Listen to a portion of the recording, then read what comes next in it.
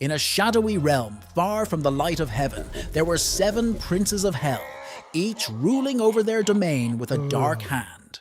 These princes were known for causing trouble and leading people astray. The first prince was Lucifer, the embodiment of pride. He resided in a grand castle with walls made entirely of mirrors, so he could always admire himself.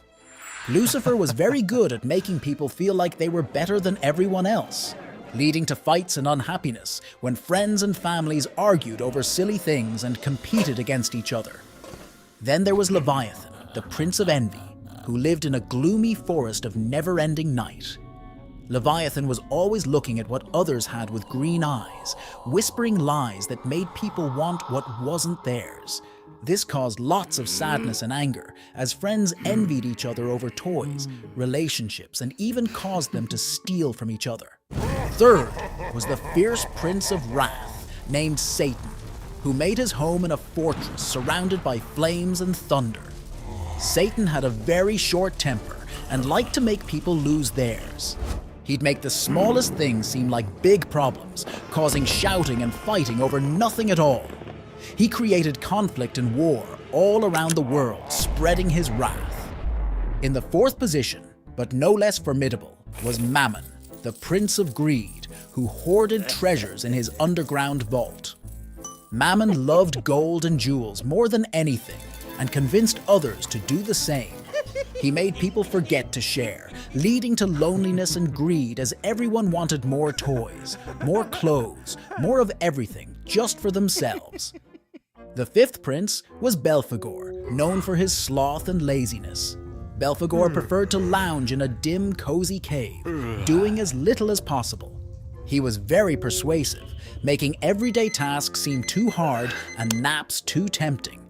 This led to chores undone and homework forgotten, as everyone felt too lazy to do their part. Sixth, there was Beelzebub, the prince of gluttony, who had a palace made entirely of candies and sweets. Beelzebub could never stop eating, and neither could those he influenced. He led people to eat too much, causing bad health, wasting food and forgetting the importance of sharing meals and moments together. Lastly, there was Asmodeus, the prince of lust, who lived in a mist of sweet perfumes and tempting whispers.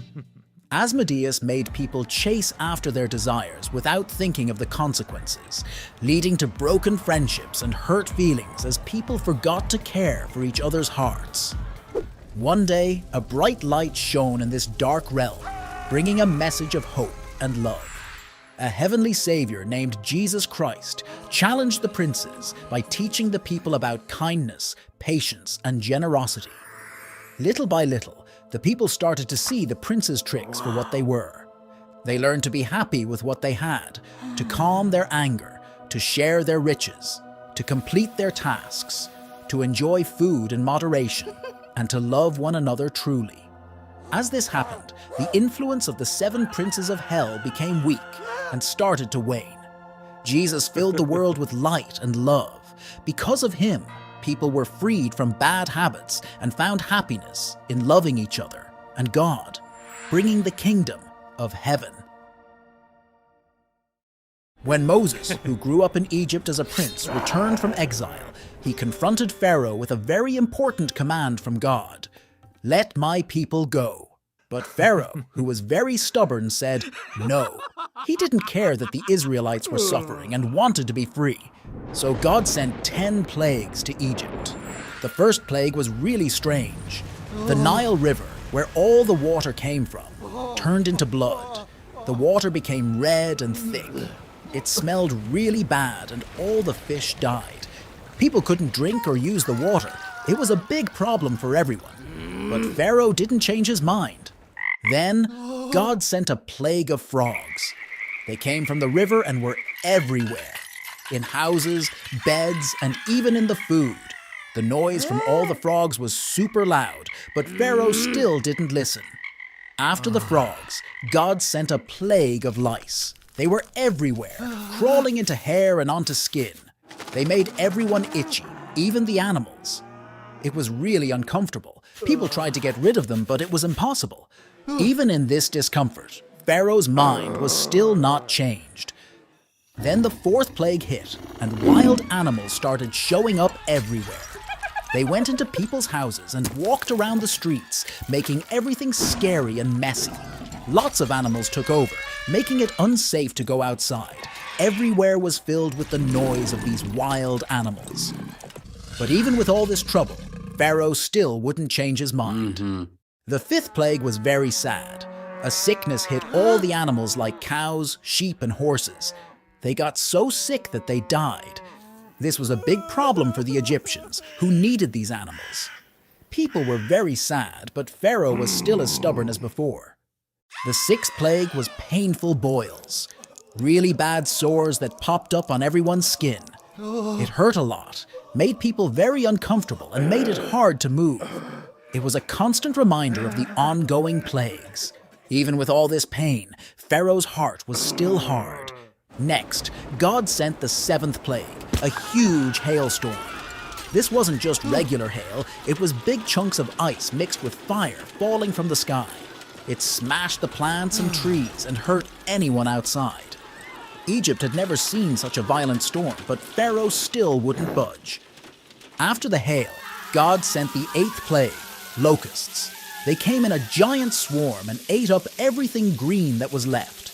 The fields, the trees, all the plants, everything got eaten up. The sky was black with locusts, but Pharaoh was still stubborn and would not change his mind. Then the ninth plague came, darkness. But this was no ordinary darkness. It was so dark that you couldn't see anything at all for 3 whole days. People couldn't leave their homes, and it was scary being in such deep darkness.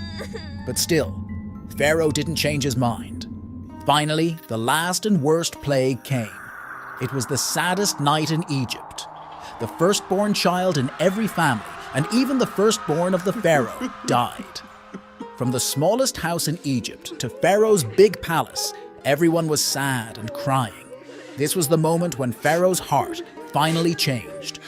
After Pharaoh's heart finally changed, he told Moses, "Take your people and leave Egypt." So Moses led the Israelites away from their life of hardship towards freedom. But this was not the end of their story. As the Israelites packed their belongings and left Egypt, they were filled with hope. They walked with their families and animals, carrying bread that hadn't even had time to rise. The night was quiet, but their hearts were loud with joy. But soon, Pharaoh's heart turned hard again. He thought, "What have we done, letting all those people go?" So Pharaoh changed his mind. He called his soldiers and got his chariots ready. With his army, Pharaoh chased after the Israelites, wanting to bring them back. The Israelites, seeing Pharaoh and his army coming closer, were terrified. They felt trapped with the Red Sea in front of them and Pharaoh's army behind them. They cried out to Moses, scared of what was about to happen. Moses told them not to be afraid. He said, "Stand still, and you will see how God will save us today." Then Moses raised his staff over the sea, and something incredible happened. God made a strong wind blow, and the waters of the Red Sea split apart. The Israelites walked through the sea on dry ground, with walls of water on both sides. It was a path of escape no one could have imagined. As they walked all night, their path illuminated by a miraculous light, they marveled at the sights around them. Through the clear walls of water, they could see fish of every color and size, swimming in and out of the coral in the sea's hidden depths. They saw creatures they had never seen before, wonders of the deep that glowed with their own light, casting a beautiful glow on the path ahead. By morning, they had reached the other side, safe from Pharaoh's reach. When Pharaoh's army tried to follow them through the sea, the waters came back together. The chariots, horses, and soldiers were all swept away.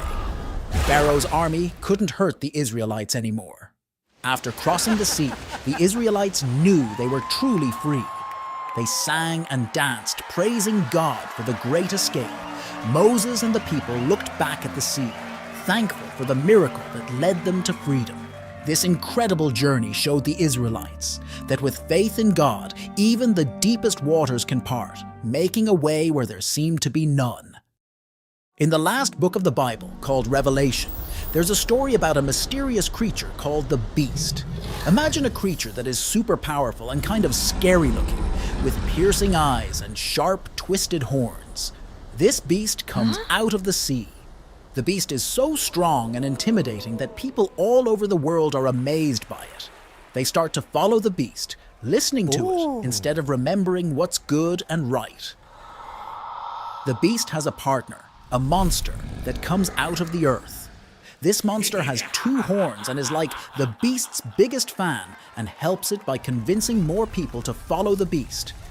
It even performs tricks and wonders to make people believe that the beast is great and powerful. One of the scariest things about the beast is that it talks against everything that is truly good and stands against God. It tries to convince people to do the same, leading them away from love, kindness, and truth. The beast and its partner have a special mark called the mark of the beast. They say that everyone needs to have this mark on their hand or forehead. But the mark isn't good. Having it means people are choosing to follow the beast and forgetting about what's truly important, being kind, loving, and doing what's right.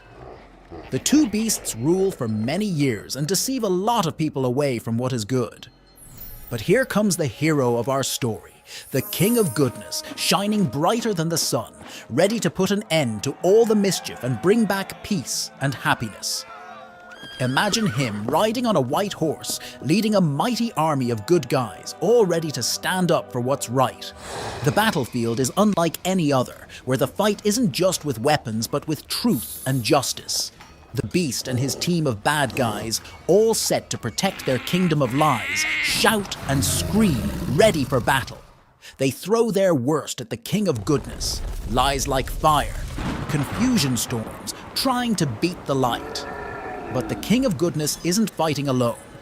Behind him stands an army of angels, those who picked the side of light, even when it was tough. Wearing shining armor, they show how strong and loving goodness really is. As the fight starts, the King of Goodness shouts out a challenge that booms like thunder. The beast and his minions rush forward, full of false confidence. But then, with an effortless wave of his hand, the king sends out a flash of light so bright it's like daytime, cutting through the beast's lies like a sharp sword. Suddenly, the angels fight back with divine thunder, striking the demons hard. This action turns the tide. The beast's forces start losing their strength and power. The battle shifts, and now the weakened beast and his followers are caught by the light's side. With the beast now powerless, the King of Goodness orders them to be thrown into the lake of fire. This pit is a symbol of their defeat and the end of everything bad and false. As the beasts are hurled into the lake, their roars of defiance turn to cries of defeat. The fire consumes their power, ensuring they can no longer harm or deceive. The sky clears, and a new dawn breaks, symbolizing the victory of good over evil, truth over lies. This moment marks not just the end of the beasts, but the beginning of a new era of peace, love, and truth. It's a vivid reminder that in the end, goodness prevails, and those who stand for what's right, even in the face of great evil, will see a new world where happiness and love reign forever. Long ago, before the world as we know it existed, there was a beautiful angel named Lucifer. He was one of God's most magnificent creations. In heaven, Lucifer was known for his brilliance and beauty. He was adorned with precious stones, and his appearance was radiant, reflecting the glorious light of God. Lucifer was not just any angel, he was among the highest ranking, possessing great wisdom and power. He was a leader of worship and was deeply admired in heaven. His role was to bring glory to God through music and praise. However, something changed in Lucifer. Despite his high position and the honor given to him, he became proud. His heart was filled with vanity and greed for more power.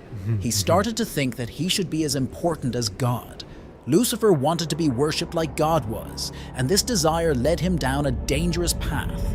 Lucifer's pride turned into rebellion. He convinced a third of the angels in heaven to join him, to turn against God and try to overthrow him. This was the first ever rebellion in heaven. Lucifer and his followers wanted to take control, believing they could rule better than God. But God, in his power and justice, could not allow this rebellion to succeed. There was a great battle in heaven. Michael, another powerful archangel, led God's angels against Lucifer and his followers. It was a fierce and terrible fight, but in the end, Lucifer and his rebellious angels were defeated. As punishment for his rebellion, Lucifer was cast out of heaven. He and the angels who followed him fell from grace and were thrown down to a realm far from heaven. This was the birth of hell, a place of darkness and separation from God. After his fall, Lucifer became known as Satan, which means adversary or accuser. He and his followers, now fallen angels or demons, became enemies of God and everything good.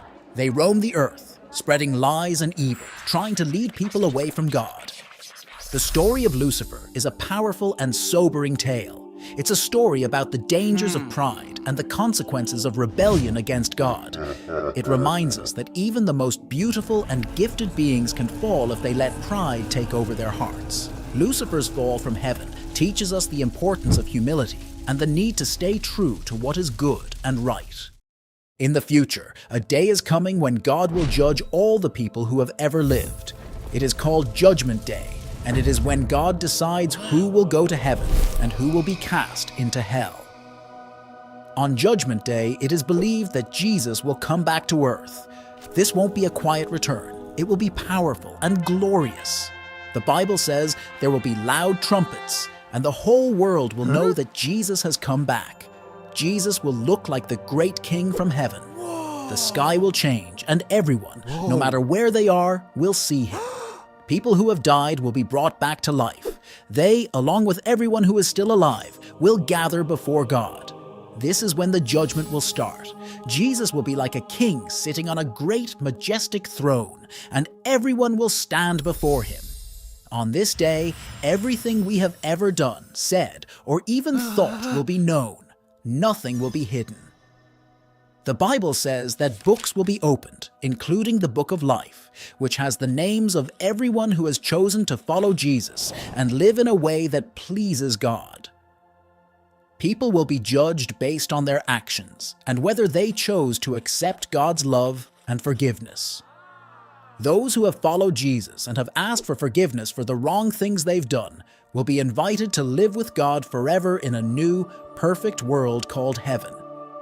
Heaven is described as a beautiful place where there is no sadness, pain, or suffering. But for those who have chosen not to follow God and have turned away from his love, the Bible says they will be separated from God and won't be able to live in heaven.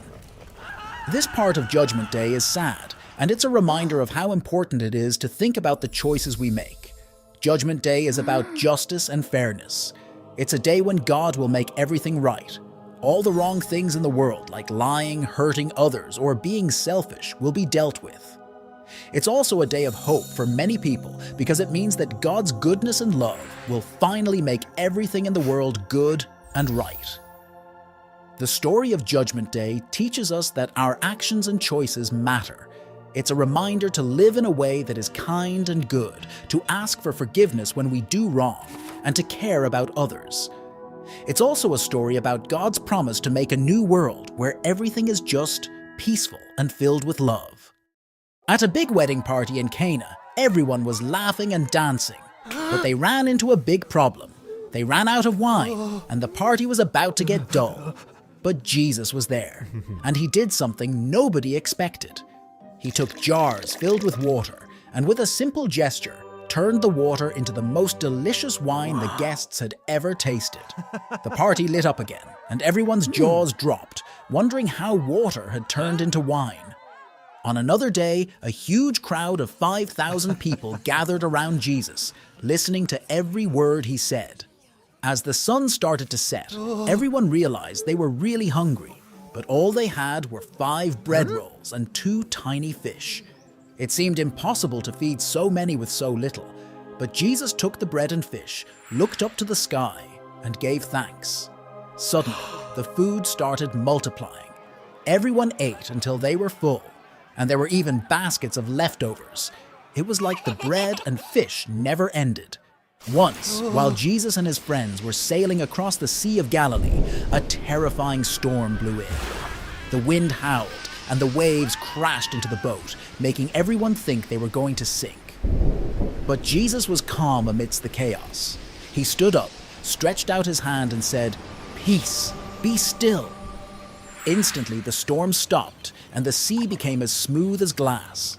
His friends were amazed, whispering to each other, "Who is this? Even the wind and waves obey him." After that, on a different night, Jesus' friends were in a boat again, struggling against the waves. Suddenly, they saw a figure walking on the water towards them. It was Jesus, walking as if the stormy sea were a dry path.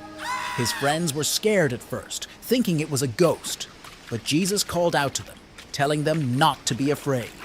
Walking on water, he showed them there was nothing to fear when he was with them. In Jerusalem, there was a man who had been blind from birth. People thought he would never see the beauty of the world, the colors of the market, or the faces of his family. But Jesus had other plans. He made some mud with his saliva, put it on the man's eyes, and told him to wash in the pool of Siloam.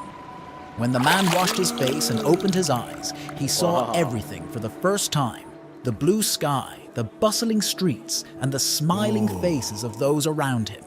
His joy was boundless, and everyone who saw him was filled with wonder. In a village near Gergesa, Jesus encountered people tormented by spirits that brought them great pain and confusion. With a word of command, Jesus freed these people from their suffering. The spirits begged not to be sent away into nothingness, so Jesus allowed them to go into a nearby herd of pigs. The moment the spirits entered the pigs, the animals ran wildly and plunged into a lake, disappearing from sight. The people watched in amazement as peace returned to their village, and the tormented were now calm and free. On his journey, Jesus and his disciples came across a fig tree that bore no fruit. It was a symbol of promise that showed no results. Jesus spoke to the tree, saying it would never bear fruit again. The next day, the tree was withered from its roots, a stark reminder of the importance of living a fruitful life, full of faith and action. One of the most astonishing miracles happened when Jesus received news that his dear friend Lazarus had died. By the time Jesus arrived, Lazarus had been in the tomb for 4 days. The air was heavy with sorrow, and Lazarus' sisters were heartbroken. But Jesus, with a deep love in his heart, asked them to roll away the stone from the tomb's entrance. Then, with a voice that echoed with power and compassion, he called, "Lazarus, come out!"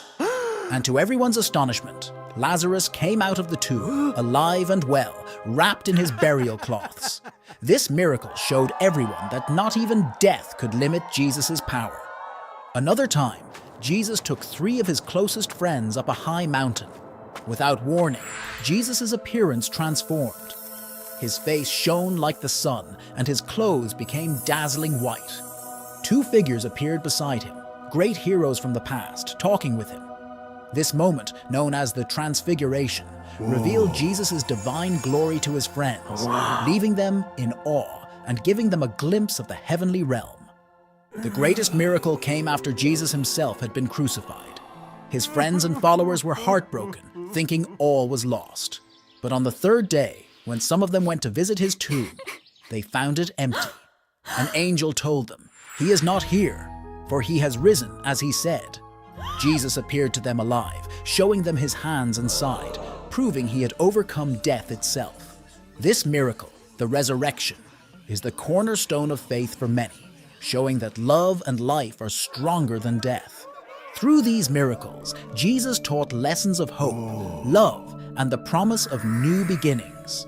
He showed that with faith, nothing is impossible, and that there's always a light in the darkness, ready to lead us into a future filled with wonder. A long time ago, there was a man named John who lived on an island called Patmos.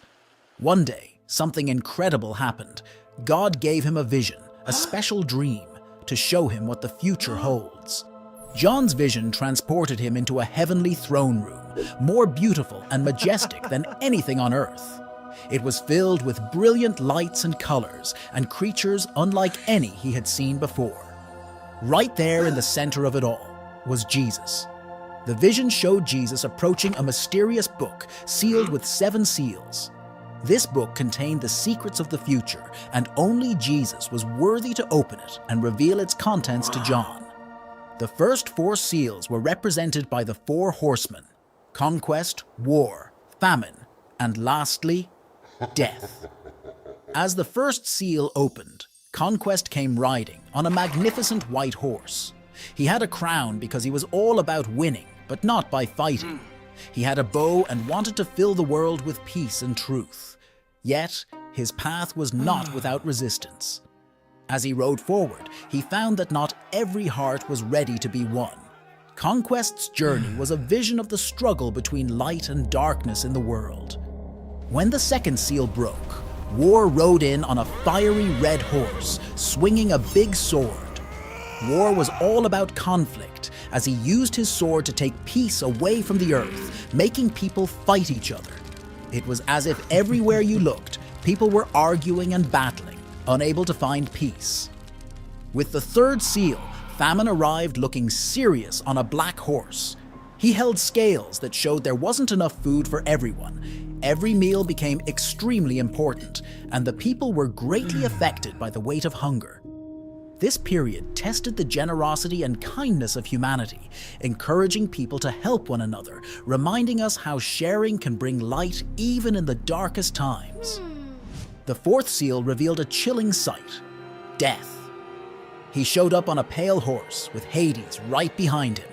They brought a time of sadness, with many people getting sick and resources becoming scarce, casting a shadow over the world. This time made everyone remember how important it is to care for each other and to make the most of every moment together, teaching us the value of compassion in the toughest times. When the fifth seal opened, John saw a sad sight. There were people who had stood up for what's right, but got hurt for it, their voices calling for justice. They wore white robes as a symbol of their goodness and that they wouldn't be forgotten. This promised a time when doing the right thing would win, a future where truth and bravery shined the brightest. The sixth seal caused big trouble. Earthquakes shook the ground, the sun went dark, and the moon turned red, shocking everyone who saw. Stars seemed to fall from the sky, painting a picture of a world in need of change. This was a clear signal that it was time for everyone to think about how they could make things right again, urging us to come together and rebuild what was lost. Lastly, the seventh seal brought a deep silence, as if everyone was holding their breath. This quiet time was not just a pause, but a chance for everyone to reflect about what had happened and what was coming next. Then 7 angels appeared with trumpets to let the people know that more challenges and trials were waiting ahead, urging them to be ready for what the future holds. John's vision of the 7 seals is full of stories and lessons. It's about never giving up, teaching us to stick together, believe in good, and keep looking for the light even when it's hard. Once upon a time, there were 2 very different men. The first man was very rich and lived in a big, beautiful house. He wore the fanciest clothes and ate the most delicious food every day. Not far from his house, right by the gate, there was another man named Lazarus. Lazarus was very poor and he was sick. He didn't have a home or nice clothes and he was very hungry. All he wanted was to eat the crumbs that fell from the rich man's table. Even the dogs came and licked his sores, keeping him company. The rich man saw Lazarus but never helped him. He kept living his life filled with fun and plenty, not caring for those in need around him. Then one day, Lazarus passed away and the angels took him to a special place called heaven, where he was no longer hungry or in pain. He was comforted and happy there. The rich man also passed away, but he found himself in a place of suffering called hell. He was in great pain and very thirsty, but there was a huge gap between him and Lazarus, and he couldn't reach the place where Lazarus was. The rich man called out, "Father Abraham, have mercy on me. Send Lazarus to dip the tip of his finger in water and cool my tongue, because I am in agony in this fire." But Abraham said, "Child, remember that during your life you received good things, while Lazarus received bad things. But now He is comforted here, and you are in agony. And besides all this, there is a big gap between us and you, so that those who want to go from here to you cannot, nor can anyone cross over from there to us." The rich man then asked if Lazarus could be sent to warn his brothers, so they wouldn't end up in the place of suffering too. Abraham told him that his brothers could listen to the words of Moses and the prophets who teach us how to live well. As the story concludes, the message becomes clear. Life is not just about the wealth we accumulate or the pleasures we enjoy. It's about the love we share, the help we give, and the legacy we leave behind. The tale of Lazarus and the rich man teaches us to look beyond our desires and to care for those around us, for in doing so, we find the true essence of humanity and the path to lasting peace and happiness. In the realm beyond the clouds, in a city called Heaven, there lived countless angels, each with their unique roles and duties, all coexisting in perfect harmony and peace. Among these celestial beings was Michael, known throughout heaven not only for his strength, but also for his wisdom and fairness. Michael's life in heaven was filled with joy, purpose, and the serene beauty of the divine kingdom. Heaven itself was a sight to behold, with streets of gold that shimmered under the eternal light and rivers clear as crystal flowing through lush gardens. Flowers that never wilted and trees laden with fruit that sparkled like jewels adorned this paradise. Michael spent his days overseeing the protection of heaven's gates and ensuring peace among its inhabitants. He was a leader among the archangels, respected and loved by all for his dedication to God's will and his compassion for every being, great or small. His interactions were often with the other archangels, discussing matters of the spirit and the well-being of both heaven and the world below. They would gather in the council hall, a magnificent structure that reflected the glory of creation, where they shared wisdom and offered praises to God. Despite his responsibilities, Michael found time to enjoy the wonders of heaven. He would wander through the gardens, sometimes alone, contemplating the mysteries of the universe, or sometimes accompanied by fellow angels, sharing stories of creation and the joy of serving the Almighty. The peace of heaven was profound, a peace that transcended understanding. It was a place where no shadow could exist, where every heart was filled with love, and every soul was in perfect communion with God. This was Michael's home, a haven of goodness and light, a testament to the beauty and perfection of divine love. But peace would not last forever. There was one angel named Lucifer who was very beautiful and shone like the morning star. However, Lucifer's heart grew dark with pride. He wanted to be above everyone, even God. This led to a great sadness in heaven, for such thoughts were against the love and unity that held it together. One day, Lucifer decided to rebel against God. He convinced a third of the angels to join him, promising them freedom and power. But this was a grave mistake, for no one could stand against the love and might of God. When Michael learned of Lucifer's rebellion, he knew he had to act fast to protect heaven and its peace. God gave Michael the task of leading the loyal angels against Lucifer and his followers. It was going to be a battle unlike any other, a battle between light and darkness, right in the heart of heaven. The day of the battle arrived. The sky above heaven was filled with the sounds of clashing swords and the bright flashes of armor. Michael, with his sword of pure light, led the charge against Lucifer. The battle was fierce, with Michael and his angels moving quickly, dodging dark flames and countering attacks with bursts of brilliant light.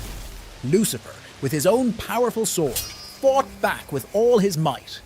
Around them, the sky turned into a canvas of chaos, painted with streaks of light and shadow as the angels fought. Both forces suffered great losses. A battle like this had never happened in heaven before, and Lucifer's forces used dark power to their advantage. Despite Lucifer's strength, Michael's determination and faith were unbreakable. With a mighty shout, Michael called upon the power of good, and his sword shone even brighter. In a decisive moment, he struck at Lucifer. The impact was tremendous. Lucifer, unable to withstand the power of Michael's faith and the unity of the loyal angels, was defeated. Lucifer and his followers were cast out of heaven, falling like meteors far away from the light. Michael and his angels stood victorious, but their hearts were heavy for the loss of their brothers. Peace returned to heaven, yet the battle was a reminder of the importance of humility and loyalty. From then on, Michael was celebrated as the protector of heaven, a true hero who stood firm in the face of darkness. His bravery and faith had saved the realm of light, ensuring that love and unity would reign forevermore. And so, the story of Michael's battle with Lucifer became a legend, teaching all about the power of goodness and the dangers of pride. One day, Paul was praying when suddenly a whirlwind of light appeared to him.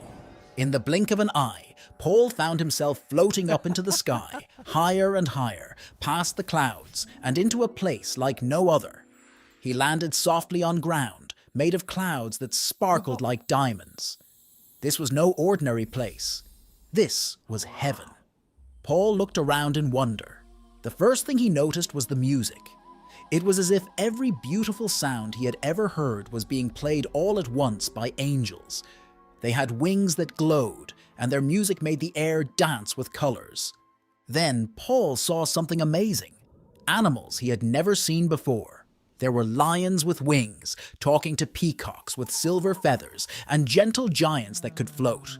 Everywhere he looked, there were creatures full of joy and peace. In front of Paul, there was a path with holy light leading to a magnificent palace. The palace was made of a crystal so clear you could see the rainbow inside it. As Paul walked, flowers along the path bloomed just for him. Suddenly, in front of the palace, Paul saw a figure so bright he could hardly see.